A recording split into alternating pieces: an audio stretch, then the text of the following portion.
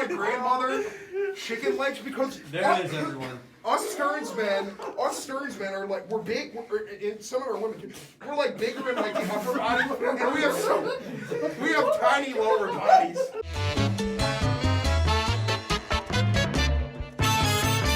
Start the clocks, it's crunch time. I am not the charismatic genius that was Aiden Hunt, or the one episode wonder that was Aiden Bach. I'm your new host, Adam Bakr. Got my new co-host and slash producer. It's not Julian Mitchell behind the camera, Zach Sardenik. Zach, let the people hear your voice. What's up, guys? I had to double take the last name, mess it up in the last reel. And I'm joined by a very special guest, a little less than he was 5 seconds ago, Nathan Stearns. What is going on? Before we get into the festivities, let's look at some of your accomplishments here at Impact. You are currently the sports broadcast director. Correct. The football beat reporter. Correct. The former women's basketball beat reporter. Yes. The former field hockey beat reporter. Yes. A former news director. Yes. A former sports editorial assistant. Yes. A former NASCAR beat reporter. Kind of, yes. Beat Closest thing reporter. we've had since Davey left, yeah. A NASCAR writer. And I'm forgetting one. Softball. Softball, former softball beat I reporter. could never forget. Usually, I'll start by asking you about Michigan State football, but no one wants to hear me talk to you about that. I want a timeline. I want a detailed answer. Why do you hate Cam Newton? And you're not just talking to me. You're talking to him. I want to hear it. Talk to us. Okay, you.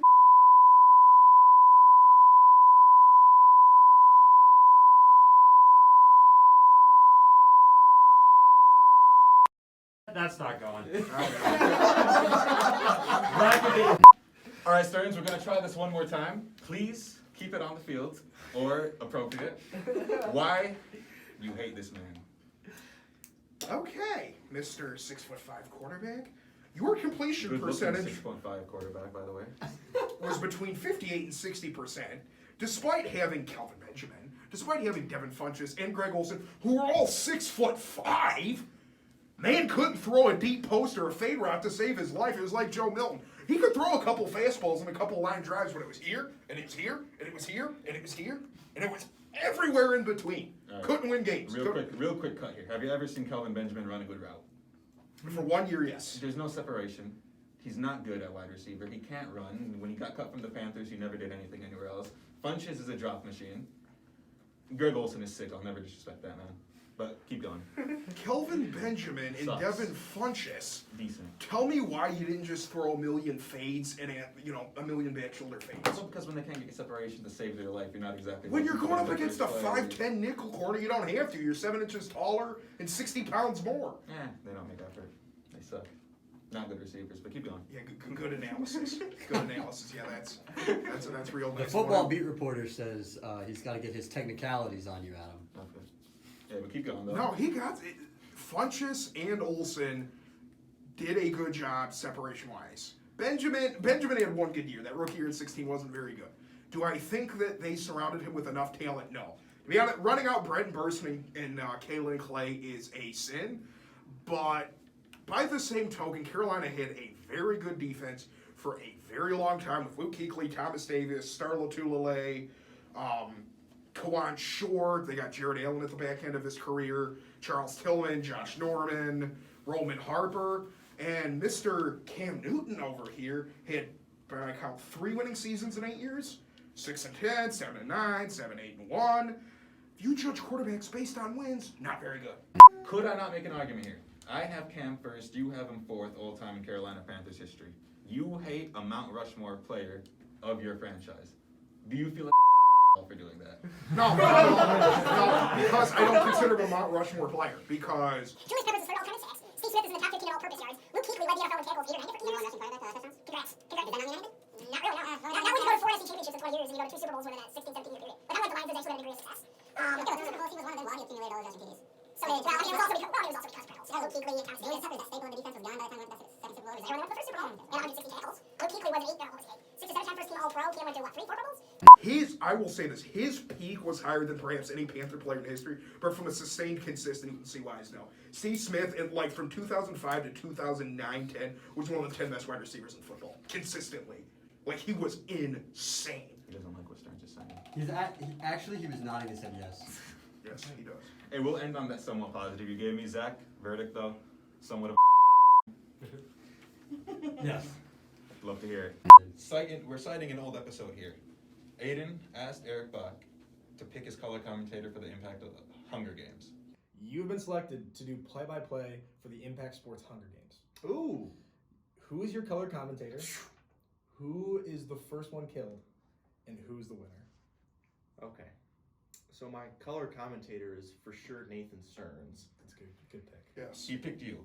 Yeah. So I want to know, one, what your catchphrase would be as a color commentator for Hunger Games, and two, more importantly, what scene would you be most excited to commentate about? I mean, like from the movie or whatever? No, from but with us, the Impact. Oh, yes, let's go. I don't know.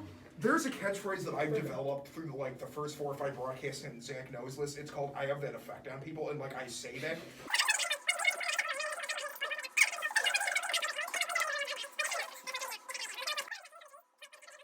And, sit on someone. Stearns, you're not in it. You're commentating.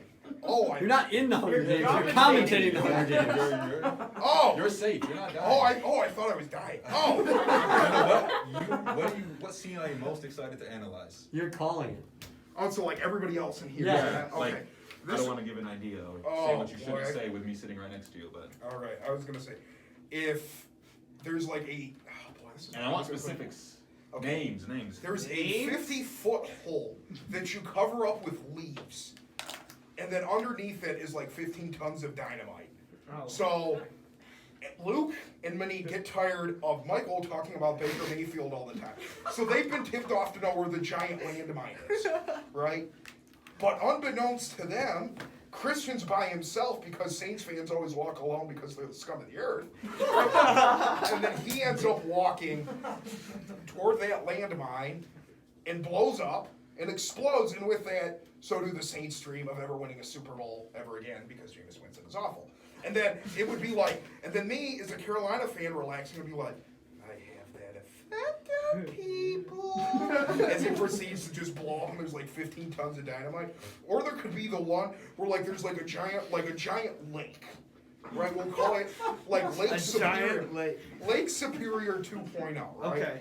And then there's a giant sea monster, right? And these people want fresh water. But underneath this giant lake is a giant monster that's 200 feet long. It looks like me. A giant serpent with your head. Yes. So. Does it have that effect on people when it kills someone? No. And it just drags, and it's Michael, I think Baker Mayfield needs some fresh water. Go over there and whatever. And then I would summon him, I'd have a little earpiece. It's he thinks Baker Mayfield's better than Sam Darnold. And then out of the water, you would just have this giant little serpent head that's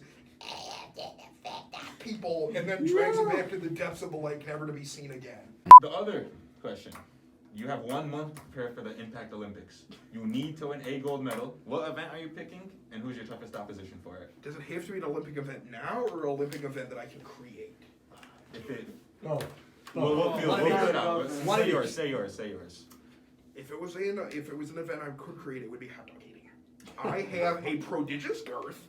I have a tremendous appetite, and as Zach can confirm, when I am hungry, I can eat an inordinate amount of food.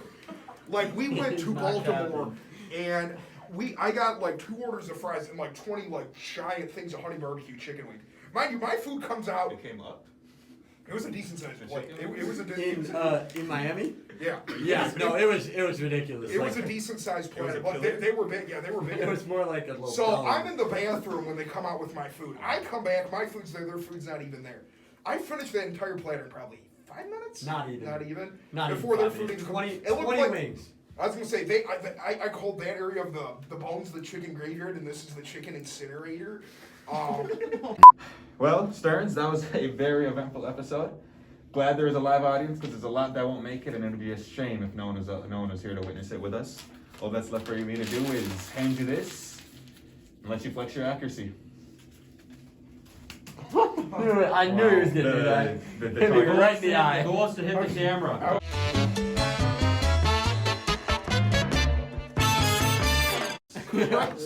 See how it's easy when